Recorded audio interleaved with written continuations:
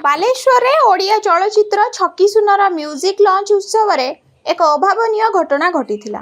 निर्धारित समय अतिक्रम करने अभियोग में सहदेवकुंटा पुलिस चढ़ाऊ करी कार्यक्रम को बंद करिथिला, जहाकु नै किछि समय पई सेठारे हट्टगोल परिस्थिति सृष्टि होइथिला। शेषरे लाइट बंद हेबा परे किटिकिटी अंधार भितरे चलचित्रर म्यूजिक रिलीज होइथिला। एही भली परिस्थिति को सुपरस्टार ओडिया सिनेमा तारका अनुभव महांती को सामना करने को पड़िथिला। चलचित्र प्रमोशन एवं म्यूजिक लॉन्च पाई प्रशासन पक्षरु राति 10टा पर्यंत अनुमति मिलिथिला।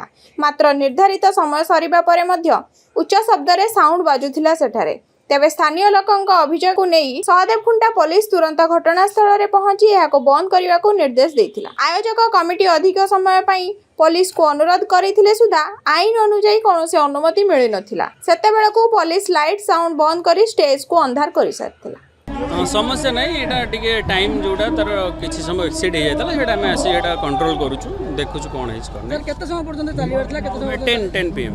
अच्छा ये सर केते समय पर्यंत चलथिला बा कोन समय नहीं ये जस्ट टाइम एक्सीड करछ हम आसी बंद करू इंटरवेन करू बंद नहीं आ चली परमिशन थिला परमिशन विथ 10 pm पर्यंत परमिशन वर्तमान पुणी लाउड स्पीकर चललानी सर नहीं एटा बंद हे नहीं उत्तेजना नहीं काई माने 10टा पर काई की चलतला सेति में हम आसी बंद कर दिजु बंद।